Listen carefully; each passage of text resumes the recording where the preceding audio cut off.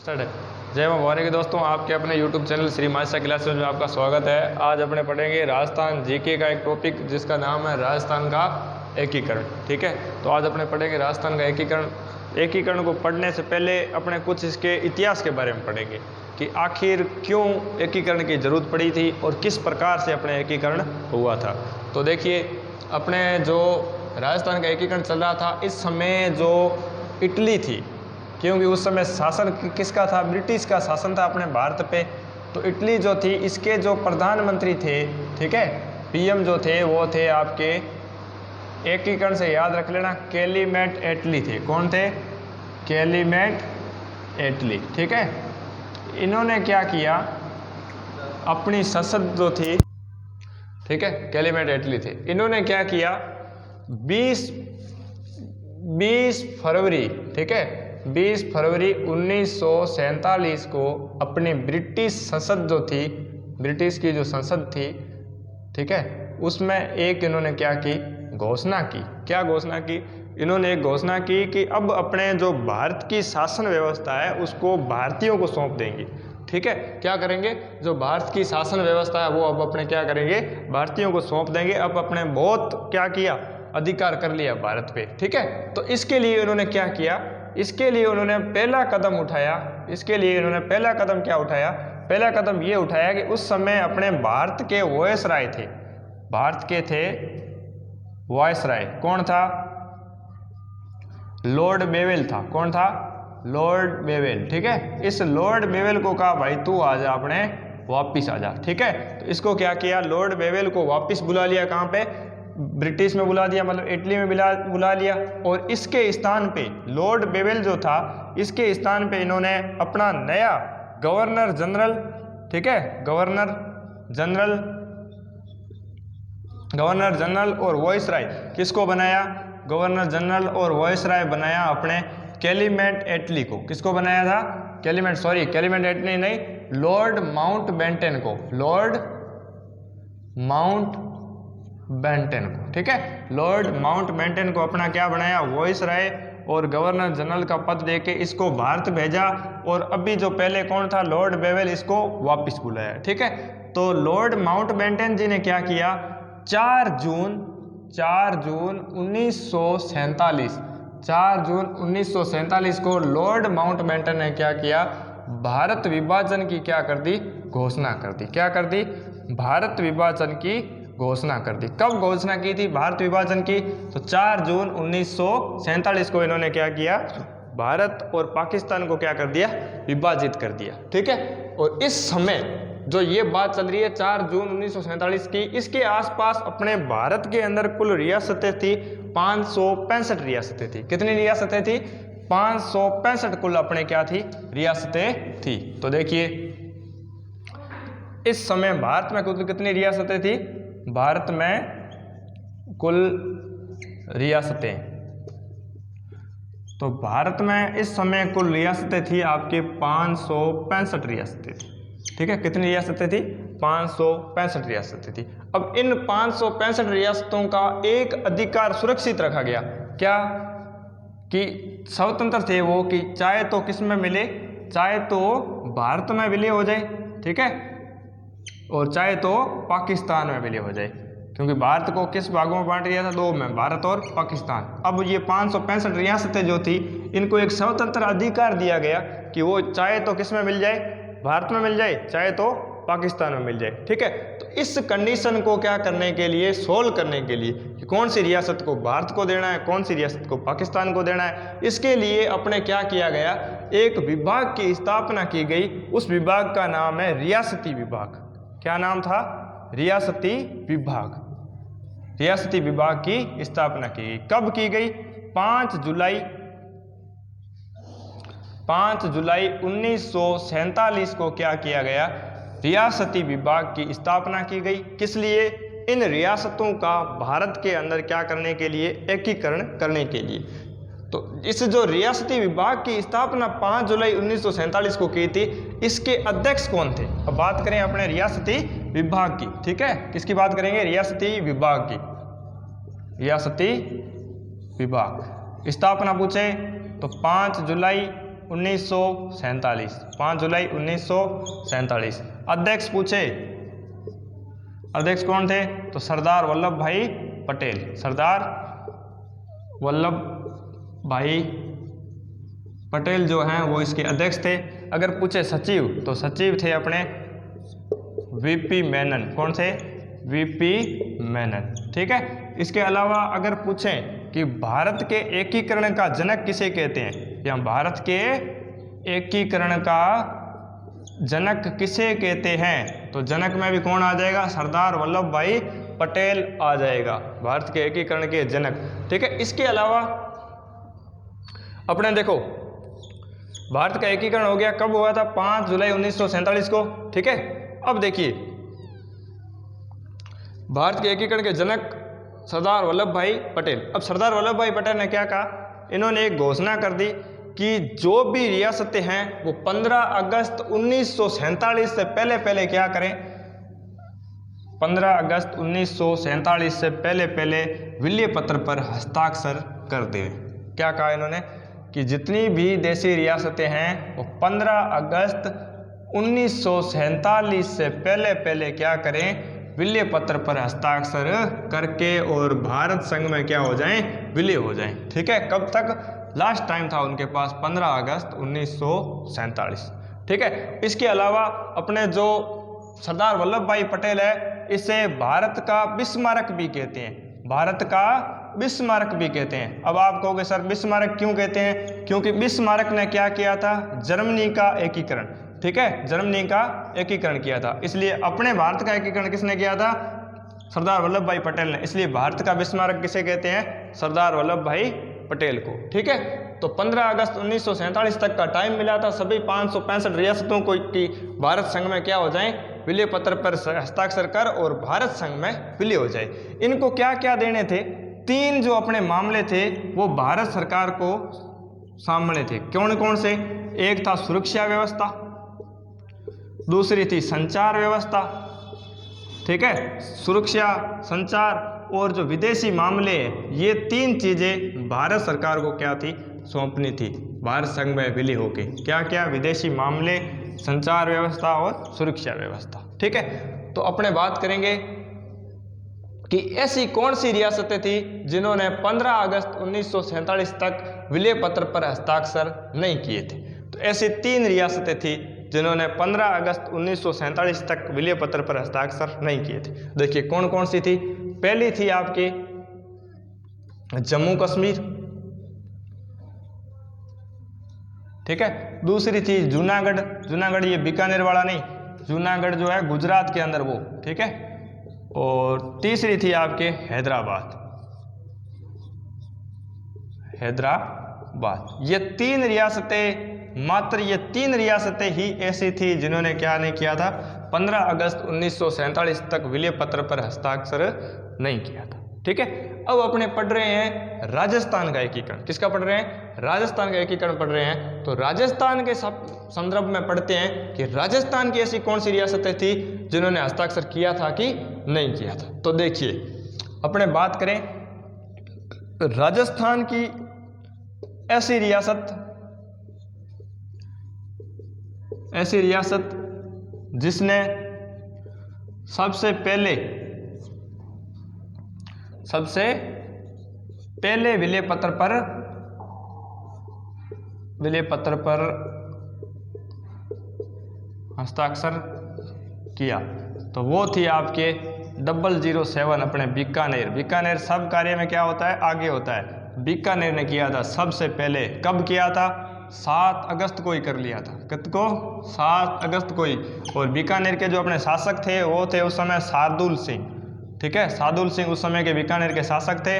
और 7 अगस्त 1947 को ही बीकानेर ने राजस्थान की सबसे पहले हस्ताक्षर करने वाली रियासत थी। और शासक पूछे तो शासक थे शार्दुल सिंह। ठीक है। अब बीकानेर अपने राजस्थान की ऐसी रियासत जिसने सबसे बाद में किया, तो सबसे बाद में किस रियासत ने किया था? वो थी आपके धौलपुर रियासत।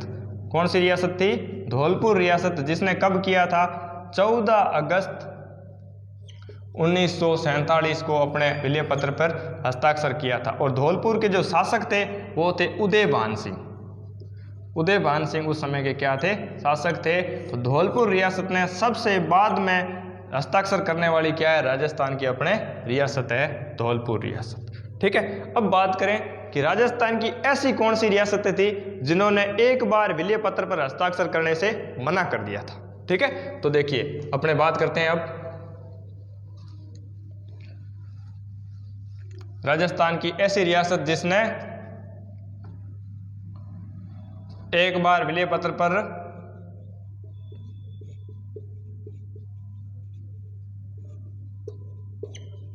हस्ताक्षर से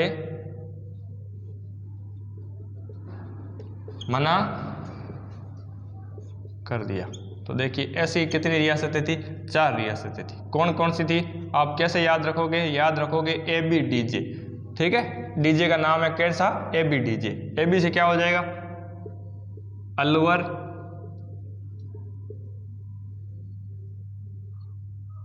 भरतपुर, डूंगरपुर और जैसे हो जाएगा आपके जोधपुर। ठीक है, इन्होंने क्या किया था, एक बार विलय पत्र पर हस्ताक्षर करने से क्या कर दिया, मना कर दिया था। ठीक है, फिर हुआ क्या, क्यों मना कर दिया था, क्योंकि उस समय इस जोधपुर के जो शासक थे, जोधपुर के शासक थे हनुमत सिंह। क्या नाम था, हनुमत सिंह। ये हनुमत सिंह जो है ये अपने पाकिस्तान के थे, पाकिस्तान के गवर्नर जनरल थे, गवर्नर जनरल थे उस समय पाकिस्तान के मोहम्मद अली जिन्ना। ठीक है, पाकिस्तान के उस समय वो गवर्नर जनरल थे मोहम्मद अली जिन्ना। इनसे ये हनुमत सिंह क्या हुए थे, मिले हुए थे। ठीक है, और ये हनुमत सिंह जो थे वो गवर्नर जनरल मोहम्मद अली जिन्ना के कहने पर पाकिस्तान में मिलाना चाहते थे। किस में मिलाना चाहते थे, अपनी रियासत को पाकिस्तान में मिलाना चाहते थे। इसलिए इन्होंने एक बार जो है विलय पत्र पर हस्ताक्षर करने से मना कर दिया था। लेकिन सरदार भाई वल्लभ और VP मेनन के कठिन प्रयास से हनुमत सिंह जी ने भी 10 अगस्त को क्या किया था, हस्ताक्षर कर दिए थे। किस पे, विलय पत्र के ऊपर 10 अगस्त को हस्ताक्षर कर दिए थे। जैसे ही हनुमत सिंह जो जोधपुर के शासक थे, इन्होंने हस्ताक्षर किए विलय पत्र पे, इनके पीछे जो ये 3 रियासतें थी जो इनके पीछे पीछे थी, इन तीनों रियासतों के शासकों ने भी विलय पत्र पे हस्ताक्षर कर दिए थे। ठीक है, तो इस प्रकार से अपने जो सारी बड़ी बड़ी रियासतें थी उनका विलीनीकरण हो गया था, किसमें, भारत में। ठीक है, अब देखिए इस प्रकार अपने 15 अगस्त 1947 को भारत का एक अखंड स्वरूप सामने आया और भारत की जो रियासतें थी उन सभी का क्या हो चुका था, विलीनीकरण हो चुका था। अब विलीनीकरण हो चुका था 15 अगस्त 1947 तक सभी बड़ी बड़ी रियासतें, छोटी जितनी रियासतें थी सभी का क्या हो गया, विलीनीकरण हो गया। अब क्या हुआ, 16 दिसंबर 1947 को भारत सरकार ने एक निर्णय किया, क्योंकि छोटी छोटी रियासतें, बहुत सारी रियासतें हो गई थी, कुल 565 रियासतें थी छोटी बड़ी। तो भारत सरकार ने एक निर्णय लिया कि क्यों ना जो छोटी छोटी रियासतें हैं इनको बड़ी रियासतों में विलय कर दिया जाए, ताकि अपनी जो शासन व्यवस्था है उसको क्या कर सके, सही ढंग से चला सके। तो इसके लिए उन्होंने एक रूल बनाया कि जो छोटी छोटी रियासतें हैं वो बड़ी रियासतों में क्या हो जाएं, विलय हो जाए, बड़ी रियासतों में क्या हो जाए, विलय हो जाए। तो हुआ क्या, इससे छोटी रियासत वालों को तो कोई दिक्कत नहीं थी, लेकिन बड़ी रियासत वाले चाहते थे हम तो अपने स्वतंत्र अस्तित्व में रहेंगे, कोई छोटी जो रियासतें इनको एकीकृत नहीं करेंगे। तो इसके लिए क्या किया, रियासत विभाग ने एक कंडीशन दे दी। ठीक है, रियासत विभाग ने क्या कहा, रियासत विभाग ने एक कंडीशन दी कि इस कंडीशन को जो फॉलो करेगा वो तो अपने स्वतंत्र अस्तित्व में रह सकता है, जो फॉलो नहीं करेगा उनको छोटी रियासतों को विलय करना पड़ेगा। अब वो कंडीशन क्या थी, रियासती विभाग ने कहा ऐसी रियासत जिसकी वार्षिक आय तो हो 1 करोड़ रुपए। ठीक है, जिसकी वार्षिक आय 1 करोड़ रुपए हो और जनसंख्या होनी चाहिए, जनसंख्या कम से कम 10 लाख या इससे अधिक, या इससे अधिक, इससे अधिक। ठीक है। अब रियासती विभाग ने कहा भाई ऐसा तो काम चलेगा नहीं, अब क्या करें, एक कंडीशन बता दें। तो उन्होंने एक कंडीशन बता दी कि भाई ऐसी रियासतें जो भी है जिनकी वार्षिक आय 1 करोड़ हो और जिसकी जनसंख्या 10 लाख या उससे अधिक हो, वो अपने स्वतंत्र अस्तित्व में रह सकती है। तो इस चीज को फॉलो करने वाली अपने राजस्थान के अंदर मात्र 4 रियासतें थी। कितनी रियासतें थी? मात्र 4 रियासतें। तो देखते हैं कि ऐसी कौन सी 4 रियासतें थी जो इस बात को फॉलो करती थी। तो देखिए, राजस्थान के अंदर मात्र ऐसी 4 रियासतें थी। कौन कौन सी थी? आप याद रख लेना, जे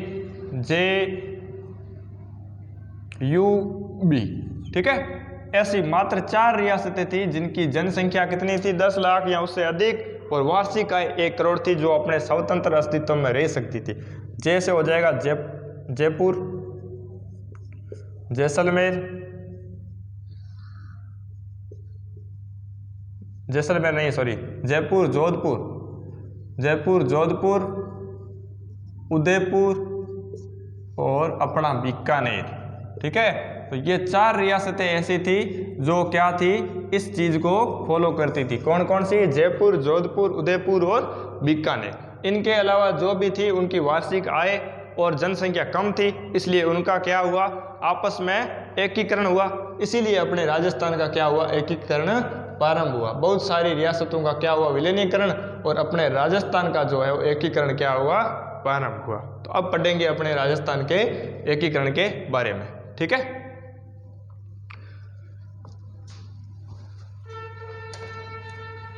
अब पढ़ेंगे अपने राजस्थान के एकीकरण के बारे में कि आखिर किस प्रकार से अपना राजस्थान का एकीकरण प्रारंभ हुआ। तो ये इतनी देर अपने पढ़ रहे थे इतिहास की, क्यों एकीकरण की आवश्यकता पड़ी और किस प्रकार से रियासतों का विलीनीकरण हुआ और एकीकरण करने की अपने को जरूरत पड़ी। तो देखिए, अब अपने बात करेंगे राजस्थान के एकीकरण के बारे में। तो राजस्थान के उस समय की क्या कंडीशनें थी? राजस्थान में टोटल 19 रियासतें थी। कितनी रियासतें थी?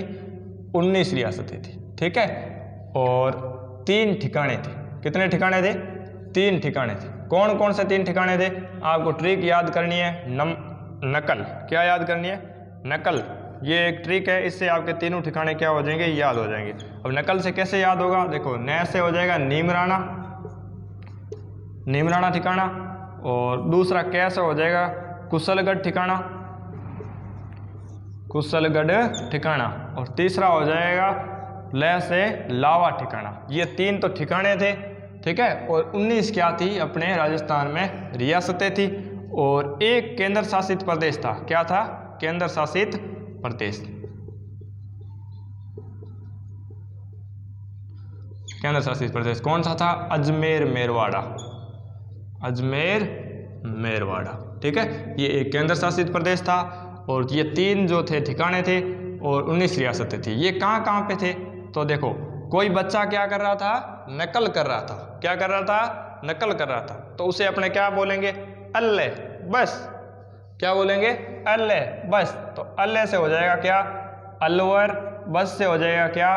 बांसवाड़ा। तो उस बच्चे ने वापस रिप्लाई दिया अल्ले बस अपने का। तो उसने कहा तो और क्या करूँगा? आप पढ़ाओगे नहीं तो नकल ही करूँगा। तो उसने कहा तो से हो जाएगा क्या? टोंक। तो देखिए, जगह की ट्रिक कैसे याद रखोगे?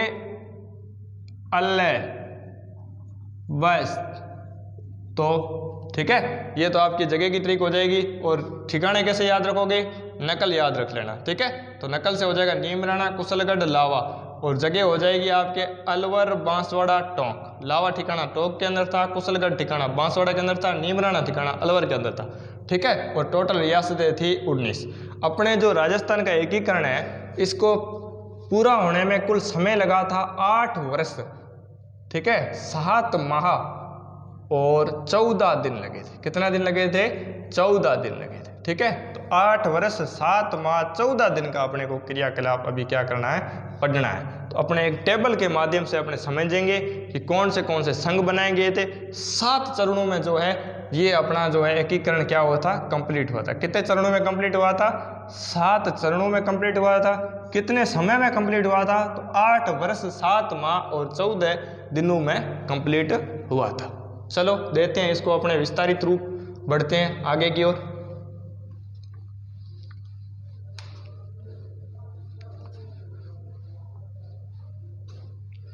तो देखिए अपने 7 चरण है टोटल। कितने चरण है, टोटल 7 चरण है, ठीक है।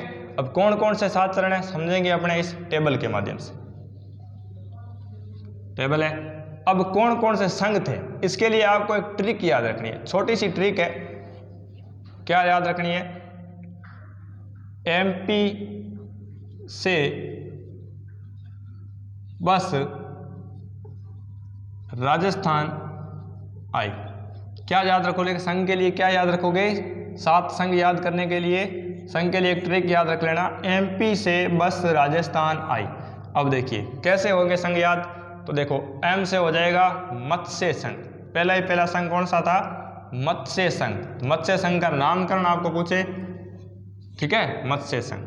दूसरा पी से हो जाएगा पूर्व राजस्थान संघ, पूर्व राजस्थान संघ, ठीक है। तीसरा हो जाएगा संयुक्त राजस्थान संघ। चौथा हो जाएगा वर्त राजस्थान संघ।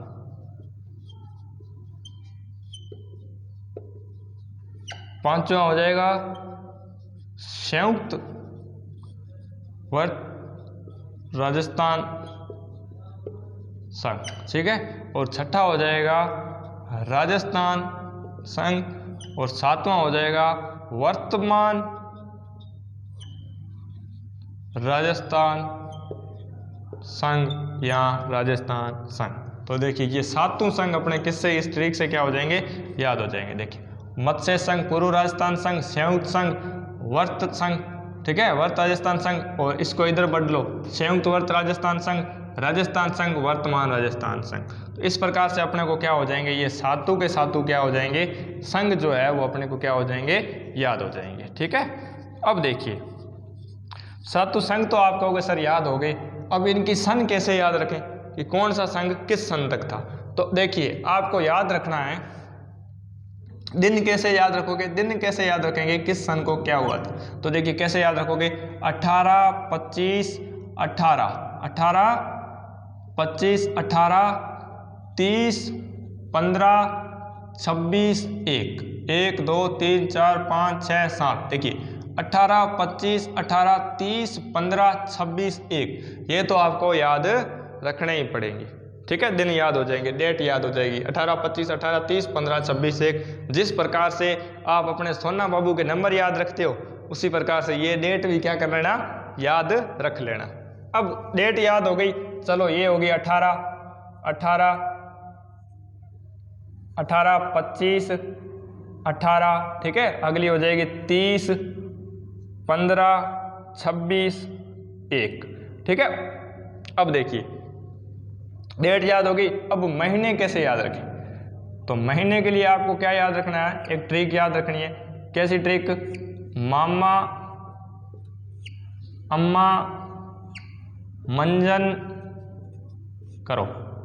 क्या याद रखोगे महीने के लिए, मामा अम्मा मंजन करो, ठीक है। इससे आपके देखो ट्रिक याद होगी, माँ से मार्च, फिर माँ से मार्च, ऐसे अप्रैल, ठीक है, फिर माह से मार्च, फिर मई से मई, फिर जैन से जनवरी, जैसे जनवरी, और न से नवंबर।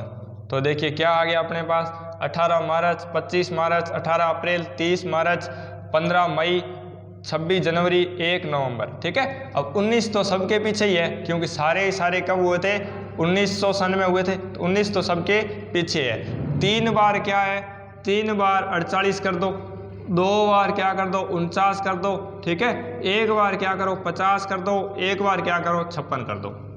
ये आपकी सारे की सारी सन याद होगी। 3 8 बार 48, 2 बार 49, एक बार 50, एक बार 56। कैसे, इधर देखो, ये अपने हो गया 1948, ये हो गया 1948, ये हो गया 1948, ये हो गया 1949, ये हो गया 1949, ये हो गया 1950, ये हो गया 1956। ऑल योथर पूर्व का पूर्व एकीकरण 7 चरण, सन, डेट, मंथ ऐसे आपके क्या हो जाएंगे, याद हो जाएंगे, ठीक है। दिन के लिए 18 25 18 30 15 26 1, महीने के लिए मामा अम्मा मंजन करो, ठीक है। जिससे अपने क्या हो जाएगा मार्च मार्च अप्रैल मार्च मई जनवरी नवंबर, ठीक है। ये सारे मंथ याद हो जाएंगे। 3 बार 48, 2 बार 49, एक बार 50, एक बार 56। इससे अपने क्या हो जाएंगे, सन याद हो जाएंगे, ठीक है। अब इनको विस्तार से पढ़ेंगे अपने अगले वीडियो में कि मत्स्य संघ में कौन कौन सी रियासतें थी, पूर्व राजस्थान संघ में कौन कौन सी रियासतें थी, संयुक्त राजस्थान में कौन सी थी। इन रियासतों को अपने पढ़ेंगे अगले वीडियो में विस्तारित रूप से, किस रियासत का एकीकरण किस रियासत के साथ हुआ और कब हुआ था वो सारी चीज़ें आ चुकी है। अपने इन रियासतों को विस्तार से पढ़ेंगे अगले वीडियो में। तब तक के लिए जय हिंद, जय भारत, वंदे मातरम।